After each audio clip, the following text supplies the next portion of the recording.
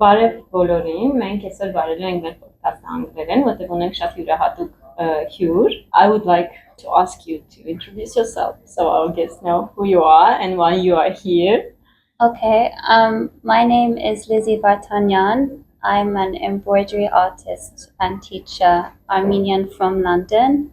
I recently moved to Armenia where I started my brand teaching people how to do Armenian embroidery. I think we all want to know how come you started this business and why you came to this idea. Because, I mean, especially when you grew up, I guess, in London, right? Why you decided to be in embroidery and especially in Armenian national embroidery? Well, my mom first taught me how to do embroidery when I was 5. So I've been doing it a really long time. And people always asking me about it, asking me to make things for them, but they didn't want to pay a lot of money. So I wanted to teach them how to do it themselves.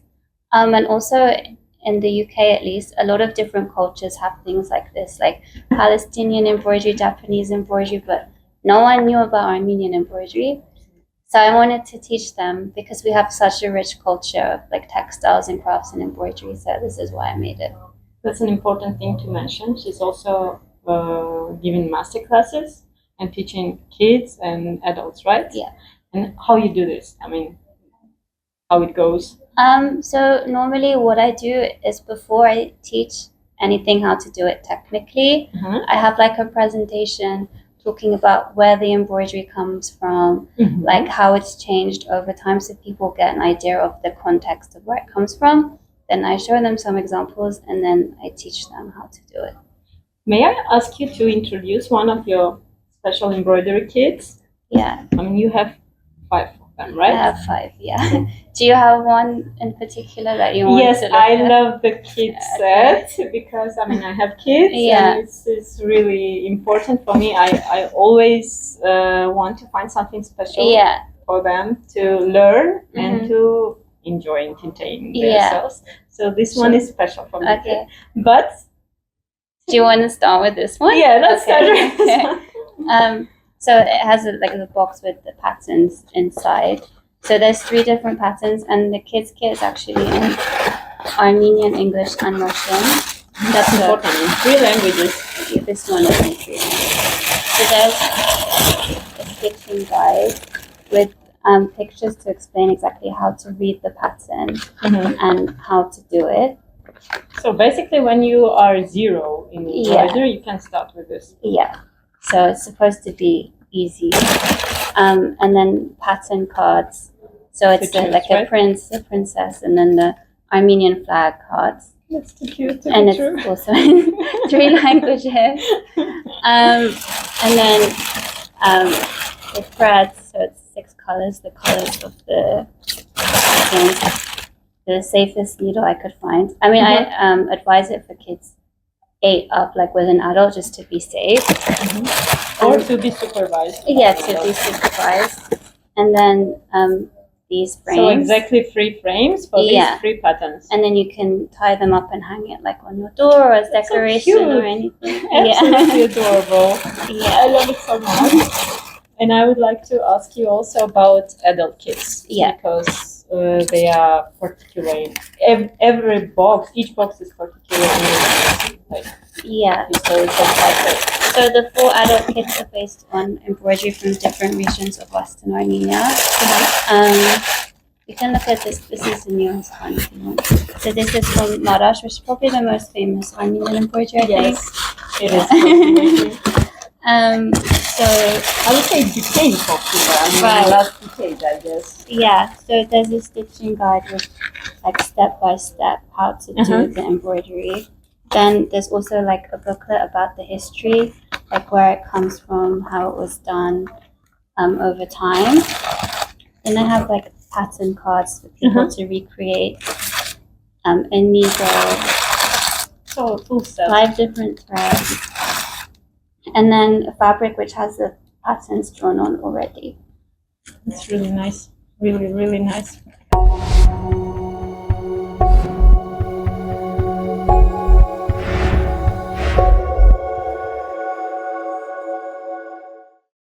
what would you recommend? Or maybe you have some kinds of ideas how to implement Armenian traditional patterns and this kind of embroidery in contemporary way. Yeah, so I'm not wearing today, but sometimes I put Armenian embroidery on like modern clothes because traditionally these were on like taras and things for the home, and taras is really cool, but if you're like a young woman in Yerevan, you're probably not going to walk down the street like someone from 200 years ago.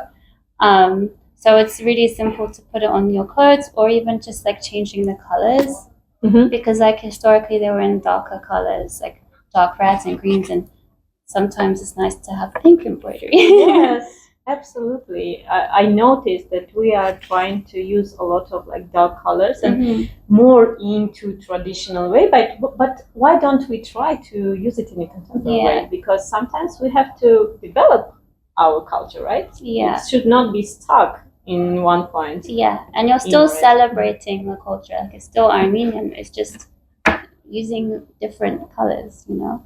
Do you have some special education in this, or it's like self-taught? No, it's like a mix of things my mom has taught me, books I've read, and then also speaking to other people. Speak Armenian? But since I moved to Armenia, I met more women who do this kind of embroidery, and I like ask them how they do it and about it. So I guess if you speak about it and you like make effort to learn about it, then you can learn about it. What kind of plans do you have with this stuff and in your embroidery in general? I guess I want more people to know about Armenian embroidery, and also I think when people know how to do it, they appreciate it more because they realize, oh, it's not that easy all the time. I should actually pay people enough for it to work. I'm also doing some online courses for people like outside Armenia to learn about it. Oh, that's great. I haven't seen in Armenia. Like I've seen for other cultures, but not Armenia. So I was like, okay, well, if no one's doing it, I'll do it. How it feels to be like a bridge between two cultures? Yeah, I don't know. I feel weird when people say that because I feel like I'm a little girl learning to walk in Armenia. But it's nice that people are taking an interest in Armenian embroidery who are like, yes, Armenians, but also non-Armenians too, and to introduce it to other people. And I think because I'm not from here, maybe I can communicate with like other diasporans in a way that Hayastansis can't. Okay. And what about for locals in London? Are they interested in such kind of thing? So when I was in London, I did a few workshops, and it was really exciting. For one of the workshops, there was only one Armenian. Everyone else was from other places. So that's amazing. Which is really nice. That's really nice I didn't expect it at all.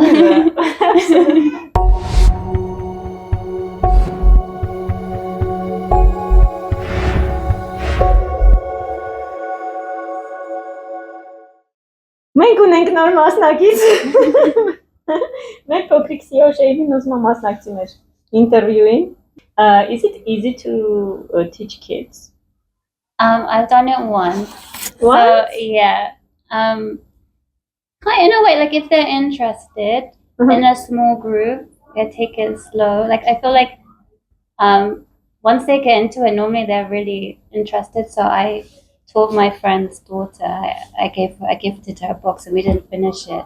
And then he rang me. He said, "Lizzy, Maral wants you to come back and finish doing the embroidery with her." So, like once they get into it, they really like it. And my friend, he said, "This is the quietest his daughter has ever been since she learned how to do embroidery." So, what age gap did you ask to join? She was 7. 7. Yeah.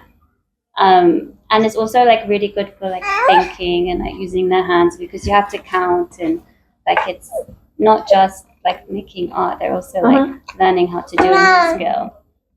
Great. I hope my girl will know how to do it too. So it's really hard to be a kid, right? Can you tell us more about your childhood? Lizzy. Lizzy, Fatma. Hi, Lizzy. Hi, Lizzy. So we already mentioned that it's hard to be a child. Yeah. Can you tell us about your childhood? Yeah, I was like a half Armenian kid around no Armenians. And I always wanted to know more about Armenia. And I was doing embroidery, and I guess I kind of made this because like this is something that little Lizzy would have liked to have. Because I didn't have like any resources or anything. How you managed it there? In London? Like I would Google things and I would go to like every single page and see if there's like one sentence. But I feel like I wanted to make something for like younger generation to learn how to do things. Because a lot of the Armenian embroidery that you see here is very old-fashioned, like we said, and maybe then it's like not as attractive to like younger people. So I'm trying to make it like a way that I see other young people doing it, so they'll be interested. Where do you see yourself in like in 5 or 10 years? Oh like God, a university professor teaching embroidery, or business lady, or something else? Honestly, I don't know. I'm still figuring it out. Like I never imagined coming to Armenia and starting a business, because it is really scary. Like when you're in a new country and you don't speak the language very well and you have like a registered business. So I'm just figuring out like one day at a time. Can you tell us when you moved, why you moved, how it happened, how you came to that idea? I moved to Armenia last July. Just like my personal life led me here. I never planned to live in Armenia, but I came and I liked it. It's always a challenge to move somewhere like very different, but I think it's good. Like it's pushed me out of my comfort zone as maybe be a stronger person. I don't think I would have been able to do this in the UK. Like so that's a new thing. Yeah. Oh. Yeah, and like the printing and the boxes, everything is like made in Yerevan. It's very local. Really? Yeah. Oh, nice. And you told that it's pushing you out from the comfort zone. What do you mean? Well, like starting a business is scary, like in any way. Yes. And then you're in another country, and then it's like this is our heritage, so you want to do like a good job, right? You feel like a lot of pressure that it's gonna be okay. Like I'm always worried one day someone will tell me that I'm doing it wrong. So huge responsibility. Right, yeah. But I think it's good to like not just play it safe, like try new things and see if it works out. And yeah, like so far it's been pretty good. Do you have support? Of the parents or somebody like else or something else? Emotional support, but I do everything by myself, so it's there are good days and some days it's challenging, but it's okay.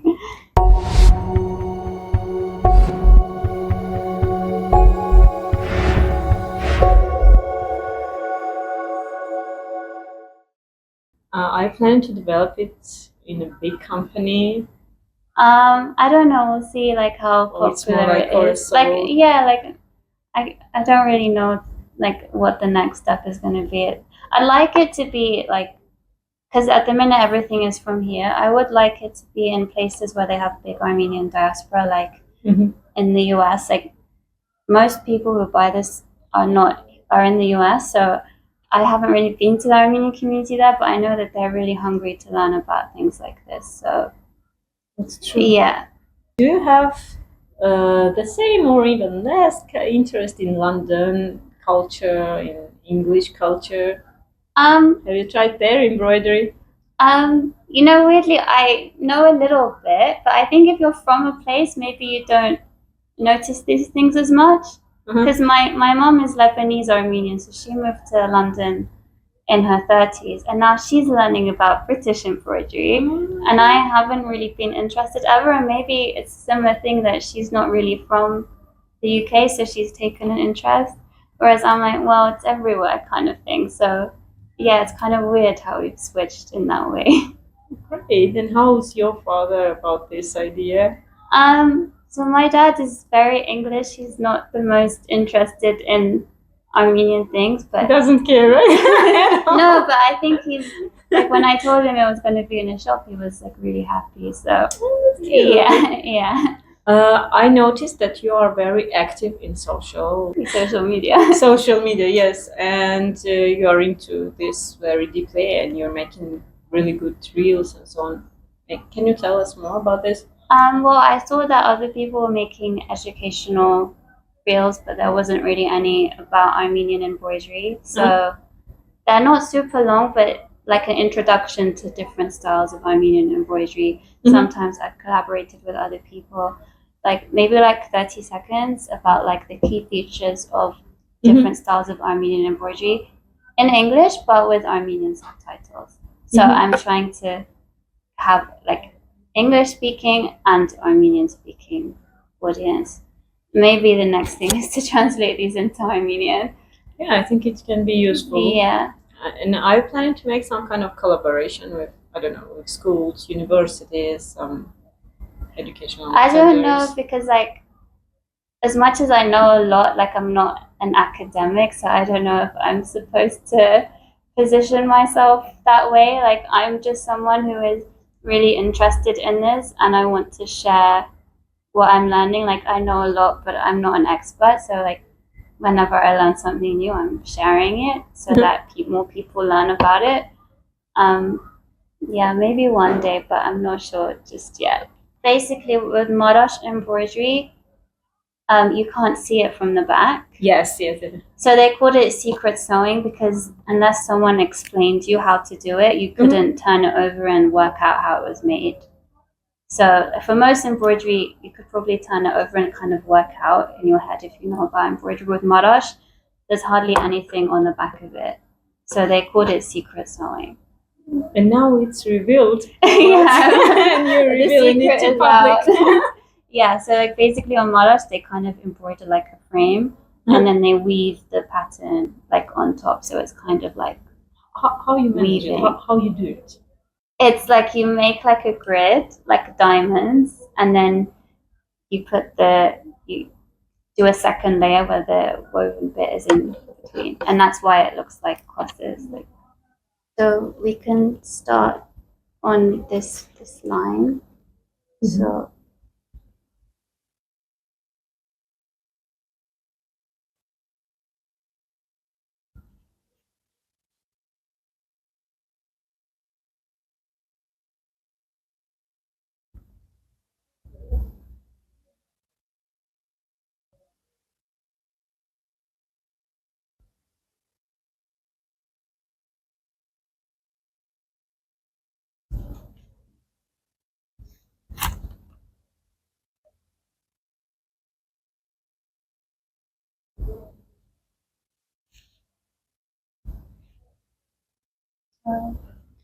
I'm not used to you filming. I've made a mistake.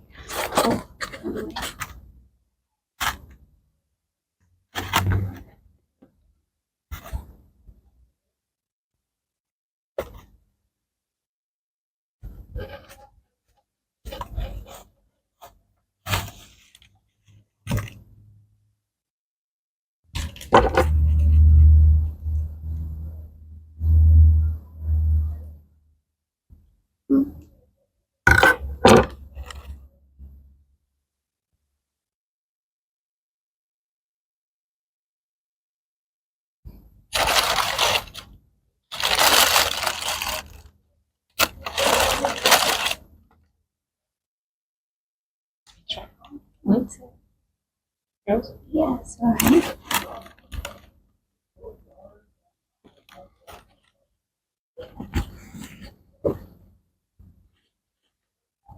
I can see you like interesting jewelry too. We've done to create the like signature Marash embroidery look. That's so nice. I'm really happy I found you. So it's not even, you're not even stitching, you're just weaving.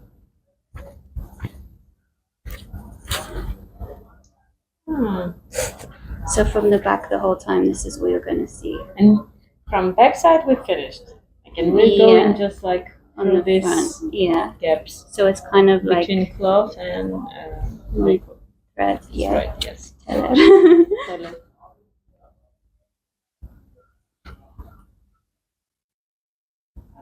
So your classes are in English, right? Yeah, until my Armenian gets better. It's so nice. So how it is called? What is it? This is Marash. Exactly, this one is This is Marash. The most basic part of it. That's amazing. So with this studying kit, Yeah. you can learn it, right? Yeah. I love that it's in 3 languages. So Armenian, these Russian, ones and are in English. This one is in English. The kids one is in 3 languages, but hopefully I'll be able to make these ones in 3 languages too. I just have to figure it out because it will make it much more expensive, the printing.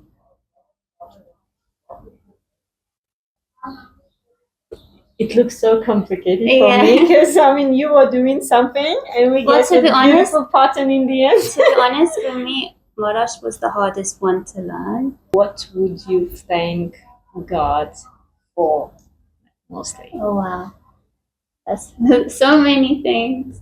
Family and also creativity. Because when you start something new, like you really need your family's support, even if they're not giving you anything, just people's encouragement. It means like a lot. And also creativity, because if we didn't have creativity in this world, then this shop wouldn't be able to exist with everything inside it. Thank you very much for coming. Thank you for coming to Armenia too. And I hope we're going to have more and more girls like you who encourage public in our society, locals and foreigners, for keeping our culture. Thank you very much. Thank you.